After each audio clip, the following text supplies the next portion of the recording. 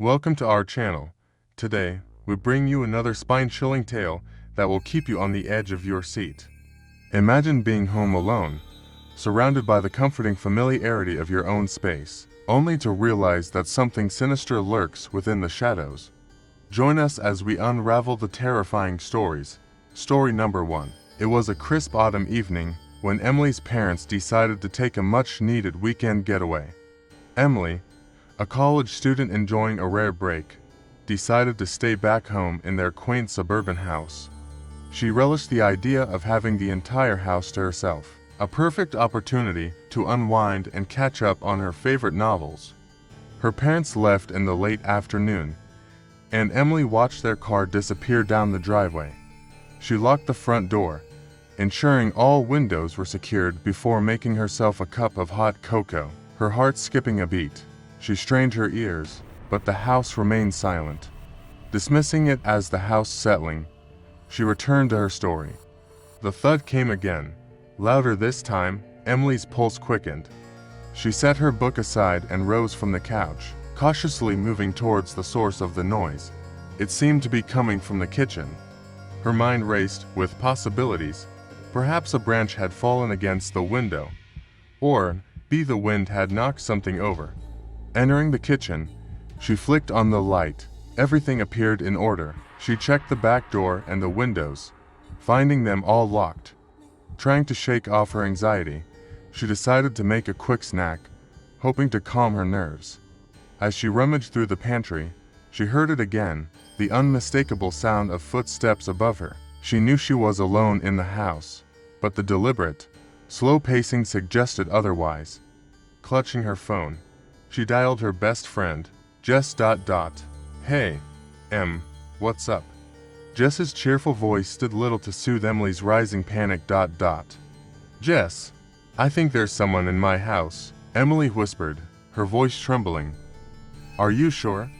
Did you check all the doors and windows? Yes. Everything is locked, but I keep hearing footsteps upstairs. Okay, stay calm, I'm coming over. Call the police and stay on the line with me. Emily nodded, even though Jess couldn't see her. She hung up and dialed 911, explaining the situation to the dispatcher, who assured her that officers were on their way. Emily clutched her phone tightly, her eyes darting towards the stairs. The footsteps continued, methodically moving from one end of the house to the other. Minutes felt like hours as Emily waited for Jess and the police. She tried to stay in the kitchen, but an inexplicable urge drew her towards the stairs. She crept up, each step a creaking protest. At the top, the hallway stretched out before her, the doors to the bedrooms closed. The footsteps had stopped. Holding her breath, she approached her parents' bedroom, the largest room in the house. She pushed the door open, the hinges squealing in the silence. The room was dark, but she could make out the shapes of the furniture. She fumbled for the light switch, her fingers brushing against something cold and hard. The light flooded the room, revealing nothing out of the ordinary. Emily let out a sigh of relief, her body trembling with the release of tension. She turned to leave when she heard it again, a soft, almost imperceptible shuffling behind her. She whipped around, her eyes wide. In the corner of the room, the shadows seemed to move, coalescing into a form. Emily's mind struggled to make sense of what she was seeing. It was a figure, barely distinguishable from the darkness, but its presence was undeniable. Before she could react, the figure stepped forward, and Emily was hit with a wave of cold air. Her breath caught in her throat, and she stumbled back, her heart pounding. The figure moved closer, its steps silent but deliberate. Emily's mind screamed at her to run, but her legs felt like lead. Just as the figure reached out, the sound of sirens pierced the night. Red and blue lights flashed through the window, and Emily's paralysis broke. She bolted from the room, racing down the stairs. As the front door burst open, police officers flooding in. Emily collapsed into their arms, her body shaking uncontrollably. She tried to explain what she had seen, but the words wouldn't come. The officers swept through the house, finding no signs of an intruder. They reassured her that she was safe, that it was probably just her imagination playing tricks on her. Jess arrived shortly after, wrapping Emily in a tight hug. They stayed with her, but Emily couldn't shake the feeling of being watched. That night, she slept on the couch, the lights on and her friends by her side. Days passed, and the memory of the figure began to fade, replaced by the routines of daily life. But every so often, when Emily was alone in the house, she would hear it, the soft, almost silent footsteps above her, a reminder that some mysteries are never truly solved. Story number 2. When Sarah moved into the old Victorian house on Maple Street, she was thrilled by the charm and character of her new home. The high ceilings, intricate woodwork, and large bay windows made it a dream come true. The house had been on the market for a while, and she felt lucky to have gotten it at such a good price. She couldn't wait to start her life anew, far from the hustle and bustle of the city. On the first night, after a long day of unpacking, Sarah collapsed onto her bed. The boxes around her barely touched. The house was quiet, save for the occasional creak of settling wood. She found the sounds comforting, like the house was alive and welcoming her. A week later, Sarah had finally settled in. She was in the kitchen making dinner when she heard a faint scratching noise coming from above. She paused, listening intently. The noise stopped, and she shrugged it off, thinking it was just a raccoon or some other animal in the attic. She made a mental note to check it out the next day. The following morning, armed with a flashlight and a sense of adventure, Sarah climbed the narrow staircase to the attic. She had yet to explore this part of the house, and she was curious about what she might find. The door to the attic was old and heavy, and it creaked loudly as she pushed it open. The attic was dimly lit by a single, dusty window. Boxes were stacked haphazardly, and old furniture was covered with white sheets. She carefully picked her way through the clutter, shining her flashlight into the dark corners. There was no sign of any animals, but something else caught her eye. In the far corner of the attic, partially hidden behind a stack of boxes, was a small door. It was barely 3 feet high, and she had to kneel to open it. A musty smell greeted her as she peered inside. It was a small, empty room, the walls covered in faded wallpaper. In the center of the room was an old wooden chest. Intrigued, Sarah dragged the chest out into the light. It was locked, but the lock was so old and rusty that it broke easily when she pried at it with a screwdriver.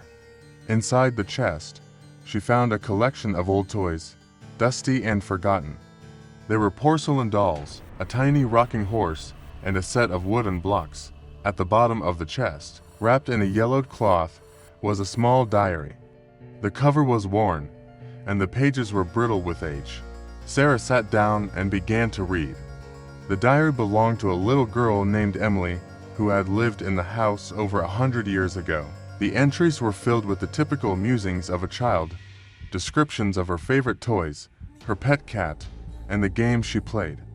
But as Sarah read on, the entries took a darker turn. Emily wrote about hearing strange noises at night, footsteps and whispers coming from the attic. She wrote about seeing shadows moving in the corners of her room, and feeling a cold hand brush against her cheek as she slept. The last entry was particularly chilling. March 3, 1912. The whispers are getting louder. They call my name. I told Mama, but she doesn't believe me. I'm scared. I don't want to go to sleep. They're waiting for me in the attic. Sarah felt a chill run down her spine. She closed the diary and looked around the attic, suddenly feeling very exposed. She quickly put everything back in the chest and shut the small door, eager to get back downstairs. That night, as she lay in bed, Sarah couldn't stop thinking about the diary. She had trouble falling asleep, her mind racing with thoughts of Emily and the strange happenings in the attic. Eventually, exhaustion took over, and she drifted off. She woke up to the sound of footsteps above her. Her heart pounded as she listened, the footsteps slow and deliberate. She tried to tell herself it was just the house settling, but the sound was unmistakable. It was as if someone was walking back and forth across the attic floor. Gathering her courage, Sarah got out of bed and grabbed her flashlight. She climbed the stairs to the attic, her hands shaking. The door creaked loudly as she opened it, and she shone the flashlight into the room. The footsteps stopped. The attic was empty, just as it had been that morning. She walked over to the small door and opened it, her flashlight illuminating the tiny room. Everything was just as she had left it, but the air felt colder, and she could almost hear a faint whisper. Sarah backed out of the attic, shutting the door behind her. She decided to call a professional in the morning to check for animals or any other explanation for the noises. She spent the rest of the night on the couch, unable to shake the feeling of being watched. The next day, a pest control expert came to inspect the attic. He found no signs of animals, no nests, no droppings. He assured Sarah that the noises were likely just the house settling, but she couldn't shake the feeling that something else was going on. Over the next few weeks, the noises continued. Sarah would hear footsteps, whispers, and the occasional sound of something being dragged across the attic floor. She tried to ignore it, telling herself it was just her imagination, but the fear grew stronger with each passing night. One evening, she invited her friend Lisa over, hoping for some company and a distraction. They talked, laughed, and watched movies, but as the night wore on, the atmosphere grew tense. Sarah could tell that Lisa was also hearing the noises. "Do you hear that?" Lisa asked, her eyes wide. Sarah nodded, feeling a lump form in her throat. "It's been happening for weeks. I found an old diary in the attic. It belonged to a little girl named Emily.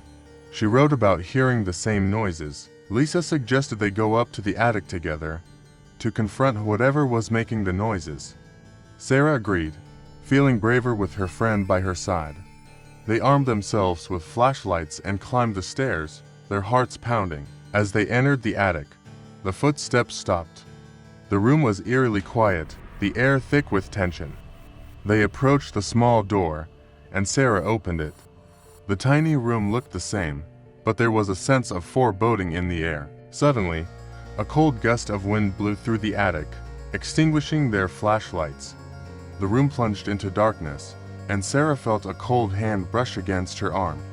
She screamed, and Lisa grabbed her hand, pulling her out of the attic. They ran downstairs, slamming the attic door behind them.